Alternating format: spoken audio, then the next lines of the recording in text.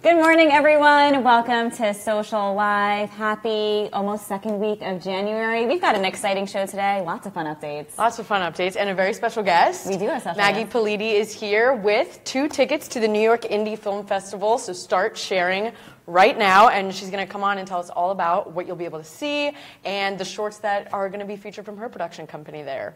And welcome back, Jules, my amazing co-host for today. Thank you so much. I'm so happy to be here. I love being on Social Live. I love having you on Social Live. I never know what you're going to say. It's always something exciting, interesting, and usually quite quirky and funny. Oh, thank you so much, Steph. Learn from the best. Oh, thanks. Well, let's get right into it. You have some very exciting Amazon news for the world to hear. I do. So as you guys know, over the past few months, I was campaigning as a joke to be an Amazon influencer. I loved Amazon Spark when it first launched, was excited to see how it was going to take off, and I've just always been organically sharing with my friends and followers, especially on Instagram, all of the products and things that I love to buy on Amazon. And I received an email this weekend from Amazon asking me to officially be an Amazon influencer.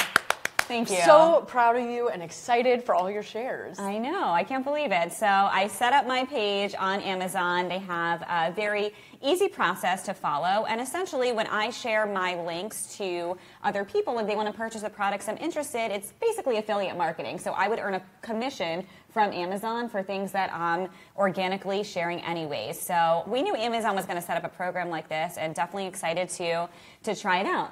Definitely. And I feel like now that you are an Amazon influencer, I will actually start using Amazon. I think I'm literally the 1% of people in the world that doesn't use Amazon. I'm not sure why. I just like to shop in the store. But what kind of products can we expect for you to start recommending? So my biggest vice, actually, I have an addiction.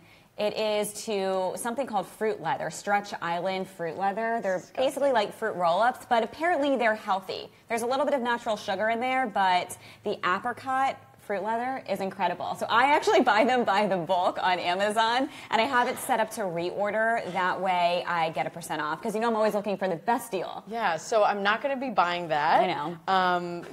I was pretty surprised when you said that was your top. It is my top pick. You guys, it's delicious. Trust me. Stretch Island fruit leather. It just has not a great name. I'm going to bring one. I wish I had brought them in, because I just received a large delivery 2 days ago. It takes up about half of my refrigerator, 2 giant boxes. I think there's 48 in each pack. So for those of us who don't want to eat that, what other products can we expect from you? So I'll definitely be sharing other tech products and accessories. Over the holidays, I got my husband an iPad because Verizon was doing a really great deal for a great price on an iPad. So I purchased the iPad cover on Amazon, which I have on there as well. But yeah, so follow along, and Kim probably showed you a screenshot of what my Amazon storefront influencer page looks like. And I think that Amazon is going to be opening up this opportunity for lots of people. You really just have to connect your social handles, and then as you find products you want to add to your list, you just go over to the list and hit influencer list, and they're added to your page. Perfect. Well, you've definitely changed my mind about Amazon, and if you start recommending anything other than fruit leather, I will certainly endorse you. Sounds good, Jules. And in other breaking Facebook news, I lost my Facebook sign, but in other breaking Facebook news, they have announced yesterday, Cheddar TV actually broke this news, that they are getting into the hardware business. Facebook is launching a new tool called Portal. Okay. How do you feel about that name? I mean, it's not. I wish they kind of gave it like an Alexa name, a person. But I'm like Jules. I mean, that'd be awesome and like spunky, but so Portal is going to be like Alexa. However, it is going to be $499, so quite a bit more than the cost of an Alexa. And you're going to be able to chat with your friends and family and video chat with them, which I think is a really big selling feature, because right now with Alexa, I can't see anyone. I want to be able to see people that I'm talking to, especially friends and family members who don't have FaceTime. I want to be able to actually talk to people. No, I think this is really cool, and I feel personally victimized by Alexa. Most of the times I try and interact with her, she's a little rude, and so I'm excited to see what Facebook, their version of Alexa. I think they could change the name, but they are just constantly innovating, and I think this will be good competition for Alexa. I just hope they lower the price just a bit so more people can purchase it. Yeah, definitely. $4.99 is steep, but A little out hopefully. of my price range. Well, we'll campaign for you to be a Portal influencer. Maybe they'll send you I'm in. in. We'll talk about it here. You know who will not be using Portal is Meghan Markle. She is not pulling a Taylor Swift and hyping up a new album. She's just deleting all of her social accounts because apparently that's what you have to do when you become a royal. I know. Unfortunately, yesterday she deleted Twitter, Instagram, and Facebook, and all of her over 1 million followers are just depressed. We will not be seeing her journey to the aisle on Instagram stories, but hopefully we can keep up with them on the Kensington Royal account. Yes, I check the Kensington Royal account every single day because I'm always looking for those cute pictures of Princess Charlotte, who they just released her school photos, and she is absolutely adorable. So I think they'll continue to share photos of Meghan and Harry on that account. But do you think they're going to get their own account once they get married? I think they will, and I'm excited to see what they'll post on it because I feel like they're kind of the modern royals. So it will be a little more of their daily lives instead of just Charlotte at school, which is great. But I want to see I don't know, I want to see what they're eating for breakfast. More importantly, I want to know what happened to Meghan's account because she had over 1 million followers. So think about how much time, energy, and effort it took to build up an Instagram account with 1 million followers. And now that account, as it looks like it's just deleted. It's gone. She's gone. And someone could have taken those 1 million followers. I would have taken that account. Who wouldn't take that account? I mean, seriously. I feel like I could keep up with her fashion, right? Absolutely. Whatever. So, in other news, Sunday was the second biggest night of the year, the Golden Globes 2018. It was a big night, and we have some of the top moments that were blowing up on Twitter. First up was the Time's Up movement. This was the topic of conversation on the carpet, during the speeches, and all over Twitter. I thought this was the most inspiring thing that has been aired on TV forever. The award show, obviously, was an award show, but it was also the start of a movement. And almost every celebrity there was dressed head to toe in black to stand in solidarity for the men and women who have spoken up over the last year about sexual harassment, abuse, and inequality in the workplace. And I thought it was so inspirational to see and hear all the celebrities' takes and their reasons for supporting this movement. Yeah, absolutely. And most of the women who received an award spoke about this movement. However, none of the men who received an award talked about it. So I thought that was very, very interesting, and people were noticing that on Twitter. Definitely. Seth Meyers did mention it in his opening monologue, but I'm right there with you. I did not hear a lot of the men commenting on it in their speeches. But honestly, none of the men's speeches would have compared to Oprah's moment. Yes. This was the most monumental, beautiful, graceful, inspirational speech ever aired on television. It was pretty incredible. Before Oprah even started talking, when I saw the montage of Oprah when Reese Witherspoon introduced her, I was already tweeting. I was so moved. Oprah really is incredible. Yes. We actually named our Socialfly conference room after Oprah before her speech. So yeah. But for those of you who don't know, Oprah was the first black woman to win the Cecil B. DeMille Award for Lifetime Achievement, and her speech brought the crowd to its feet. By the end of it, there was not a dry eye in the theater. Everyone was just moved by everything that she said. And now there's a lot of speculation. Was this kind of like a presidential tone? And is Oprah 2020 a reality? I hope so. Another moment that people were really freaking out about was Deborah Messing calling out E! News on the red carpet. So there was a lot of chatter on Twitter, on Instagram, leading up to the awards about when celebrities would go be interviewed by E! News, bringing up Kat Sadler, who recently left the network after learning that her male counterpart, Jason Kennedy, was making almost double her salary. So Deborah Messing was one of the first interviews of the night on E! News' red carpet coverage, and she just got right to the point. E! News was asking celebrities not who they were wearing, but why they were wearing black. And Deborah Messing gave a beautiful and articulate answer and then got right to it and said she misses Kat Sadler and she was sad to know that E! News does not support the equality of pay.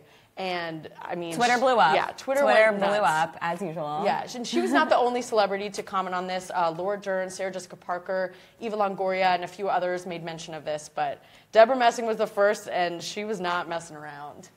Another celebrity that was not messing around was Natalie Portman, throwing some much-needed shade during the award show. She and Ron Howard got up to deliver the award for Best Director, and Ron Howard started and said they're very, honored to be there to present the award. And Natalie Portman said, and here are the all-male nominees, to which the crowd went wild, and so did Twitter. I actually gasped at home, not on Twitter. Yeah. I could not believe she went there. I actually felt like I felt bad for the nominees after she said that when they were showing them on TV. And, they've also worked hard too. So I feel like, we can't be bashing people. We all just need to come together, and women will get nominated. But I couldn't believe she went there. That was bold. She's fearless, and she went on right after Oprah's speech, and everybody was kind of like, that's a hard act to follow, but she just went right for it, and I was clapping in my tiny living room. Well, what are your Oscar predictions now that we've made it through the Golden Globes? So after watching the Golden Globes, I think that Shape of Water is kind of like the movie that no one really saw it coming, and it kind of swept at the awards, and I think it will do the same at the Oscars. And another one was Three Billboards Outside of Ebbing, Missouri. Sam Rockwell won for Best Supporting Actor, and Frances McDormand won for Best Actress. And I have not seen that yet, but I'm really excited to. You guys can't tell, Jules is really into these awards. I love it. She's on it. She's going to be our Socialfly celebrity correspondent from here till the end. I cannot remember the last Oscar award show that I didn't cry. So, all right. Well, I might have to live stream it this year. Speaking of powerful, inspiring, incredible women, I am so excited to welcome Maggie Politi to Socialfly. Maggie is the co-founder of Nico Frank Productions, and she specializes in writing and producing original comedic sketches and shorts, and we're so excited to have you here. Thank you. I'm so excited to be here. Thank you so much. So Maggie's work has been featured at the LA SimFest, the International Online Web Fest, the Audience Awards Comedy Short Film Festival. I could go on and on. If I read you guys her bio here, we would probably be here until about 10:45. So I'll let Maggie introduce herself and tell you all about herself. Sure, yeah. I'm Maggie. My co-founder, Spiro Marcos, is not with us today, but he is my co-founder of Nico Frank Productions. And we've been around since it's almost 1 year. So we started February 15th, 2017, and we have produced 8 comedic short films, and we have written 41 roles for women. So it's been an exciting first year, and we're excited to gear up for our second year. That's amazing. And Thank Maggie you. actually has shot a bunch of her videos here at Socialfly. So It's a we beautiful space. always love to help and empower other women to be able to follow their dreams too. You're an inspiration. Stop it. I always tell you, you are. So you mentioned a little bit about your initiative, Ladies in Action, but can you tell everyone watching a little more about the project and what inspired you to take action? Yeah. So for our second year, we are doing an initiative called Ladies in Action. And the purpose is to get more women involved in general. So after completing our first year, we were like, okay, how do we go into our second year more powerfully? And Spiro is a Greek actor. I'm a female actress. And so we both kind of know what it's like to hear no a lot in the city and to be pounding the pavement, and especially for females too. So we really wanted, we were like, you know what, let's just create our own company. Let's create opportunities with diverse casts and casts with females, and let's just do it ourselves. So for the next year, Ladies in Action will feature 5 short films under 10 minutes in length, all female writers, all female directors, all female crews. That's awesome. So we're super excited about it, and it's exciting. Amazing. Yeah. Well, I think you have a cast member here if you need some extras. You're very talented. Oh, You're thank very you. charismatic. We got to get you in one. Maggie, how did you get into theater and comedy? Well, I've always, since I was 4 or 5 years old, I always knew I wanted to be an actor. My parents laugh because I would always put on shows, and I loved Shirley Temple, and I used to love Lucille Ball. I saw all of her I Love Lucy shows and stuff. So she's probably the earliest inspiration I can think of, but I just always loved it. I always knew I wanted to do it, and I went to college for musical theater, moved here right afterwards, and just kind of, went with the flow, let the universe take over. Yeah, that's awesome. So how did you and Spiro meet and start this production company? Well, Spiro and I met in an acting class, and we had a mutual friend, Virginia Cavallari, who you know as well, beautiful Broadway singer. So we had a mutual friend, and so we connected that way, and then just seeing his work in class and getting to know him, and our sense of humor was sort of similar, so we just started hanging out more outside, and we just have similar souls. So, so cool. Best friends. And the best part of Nico Frank Productions is that I get to do this with my best friend. So it's nice. That's awesome. I can definitely say running a business with your best friend is absolutely incredible. Absolutely, so good yes. for you. That's awesome. Thank you. You know. So social media has totally changed the game, especially with content creation and distribution. How have you really seen social media impact your ability to get your content out? Yeah, well, social media for actors is so essential, especially these days. It was not something that I had when I was younger, and I think most actors are taking advantage of it.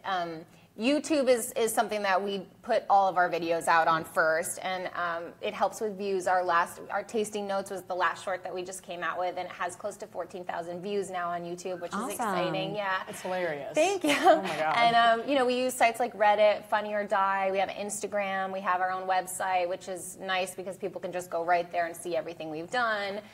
So it's definitely helped spread the word for sure. And I'm here. Look, yes, I'm here. You're on SocialLIVE. Yes.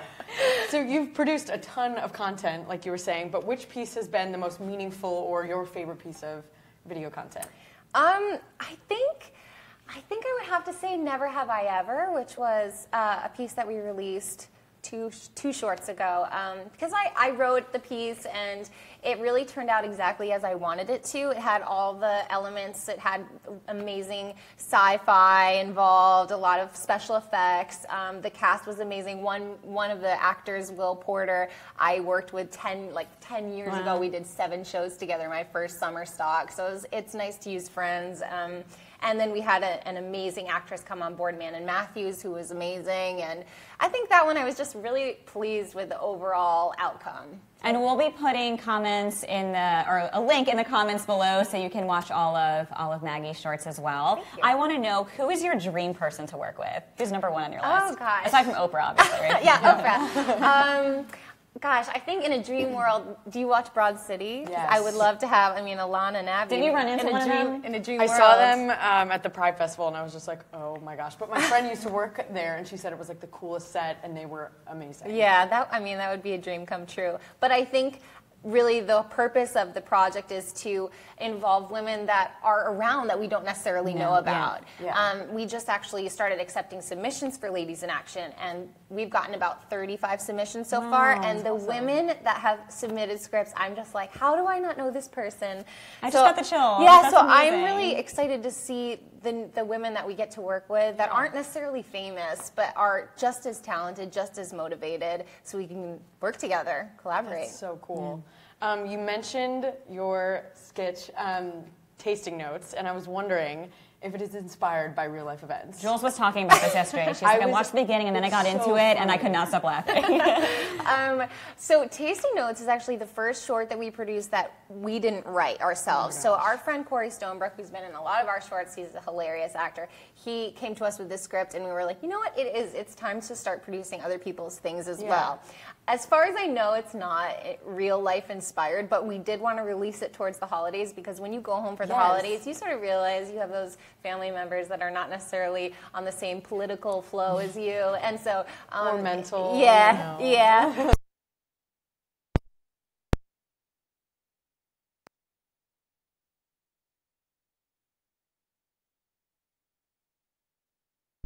Thinking are playing at the New York Indie Film Festival, which you can win 2 tickets to go, so start sharing. But what was the creative process and inspiration for those 2? I was thinking about this. A lot of the ideas that I have for the shorts that I've written, I'm just walking down the street or I'm on the subway and people are yelling and like moody and I'm just in my head and like I'll get a tiny idea that isn't necessarily anything. So I'll write it down on my phone and then a few days later I'll come back to it and then I'll write a first draft of a script, what it could possibly be. So I think both of those shorts, I was seriously just walking down the street, just like kind of in the clouds thinking to myself like, oh, that could be funny. And then they developed into stronger ideas. Awesome. Well, thank you so much for coming on SocialLIVE today. So we're definitely going to have you back. Maggie's going to come back and co-host with us, too. Yes, I think my mom is watching, too, so yes, hi, Mom. We love all of our SocialFly moms watching, so that's amazing. Please tell everyone where they can follow you, your website, and all your social media handles. Totally. So our website is Nico Frank Productions. That's NIKOFRANK.com. We have an Instagram at Nico Frank Productions. My Instagram handle is at Maggie Politi. Spiro's is at Spiro OMG. And yeah, check us out. Check us out. And don't forget to share today's episode for your chance to win 2 tickets to New York Indie Film Festival. It will be the end of January and beginning of February. So start sharing and have a great week, everyone. We'll see you next week. Bye, guys. Bye.